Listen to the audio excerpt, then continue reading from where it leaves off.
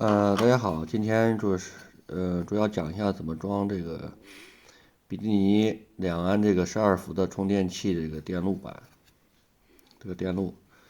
这是它的电路板。供电呢大概就是需要一个24伏2.5安左右的那个开关电源，为它供电。这是供电的正极，这是供电的负极，这块是电容。然后最好呢就是首先呢，把一些就是需要装芯片的地方呢，这几个地方安装一下，就是这个插座，芯片插座，防止就是说你的芯片焊接就是失误了，方向错误了或怎么着，然后容易更改，不会就是说买回去这个电路板你反复的拆焊，然后就非常的费劲，所以说要把这个几个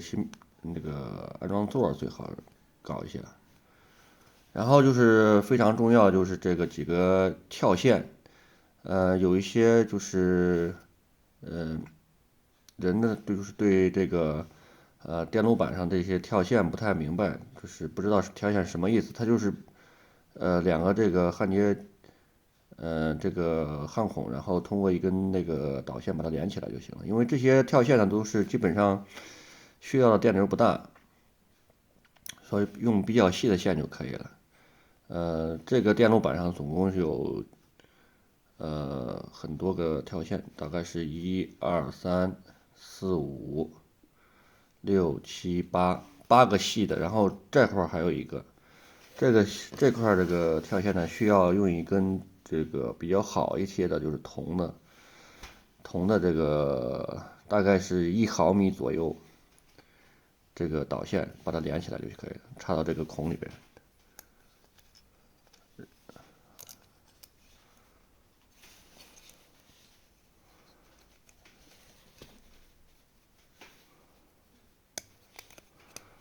插到孔里边，然后焊接好就行了。然后你可以先把这上面的这个油漆啊，绝缘油漆给去掉，拿一个这个小刀把它刮一刮，然后焊接上面就可以了。这个需要稍微粗一点，就是一毫米左右的1毫米或者1.2毫米就都可以。因为它原来这个比基尼做的那个电路板呢，就是这个充电器的电路板都是单面的，它只有一层。我们现在都是改成双面的了，它导电性更好一些。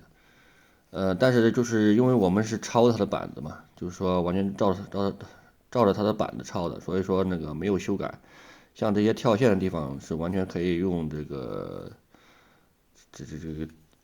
电路板上这个原有的这个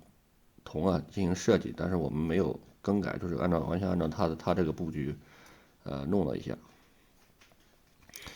就是这个粗一点，然后其他的这可以用细一些的呃这个连接线，就是比如你的零件上面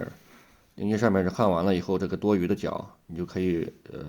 用来当跳线就可以。除了这一个，然后这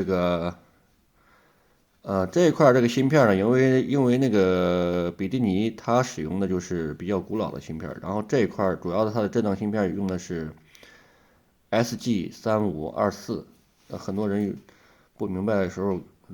看成，因为现在大多用的是SG3525，3524呢用的比较少了，容易看错。他们回去就自己就是你们买回去就是自己研究的时候呢，一定要注意这个是3524，不要自己如果是在 DIY 一个这个充电器的时候呢，用错了芯片以后它就不工作了，而且容易把你这个前端这个电源给烧毁，因为它这个两个芯片它这个不能直接代替的。嗯，还有就是它这个光偶现在用的就是它用的也是比较古老的型号，就是大概就是 H11D1，这个买的时候比较费劲一些。你可以用现代版的一些就是直流光偶，只要是六角的都可以直接代替直流光偶，记得就是开关型的直流光偶。这个呢是它也是经常用来检测这个充电电压用的，就是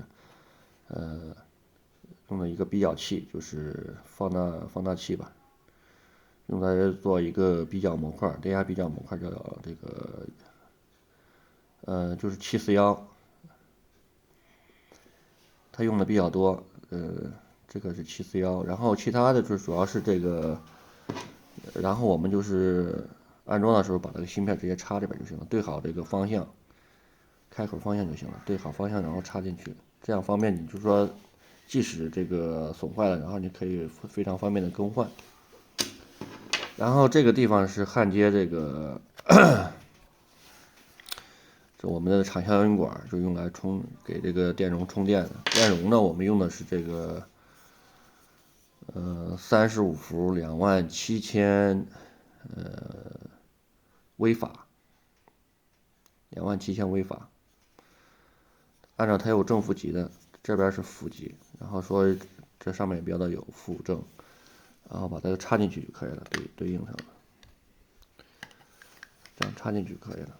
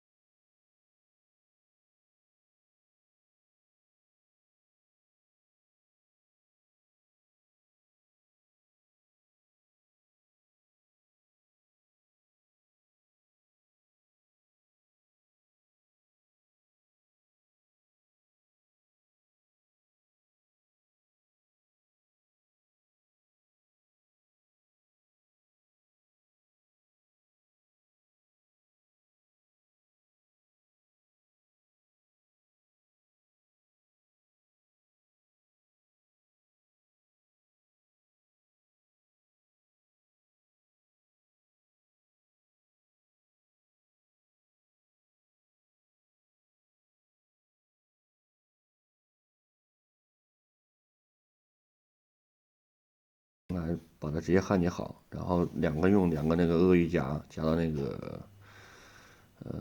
铅酸电池两个正负极上，或者是你的汽车的那个电池正负极上就可以了。因为它是脉冲24伏的，所以它是瞬间电流非常大的，所以说它也是个场效应管会稍微有点发热，这是正常的，加一些散热就可以了。这个充电器还是非常厉害的，就是国外就是客户都叫它小野兽，呵呵，非常牛。好，今天就给大家介绍这儿。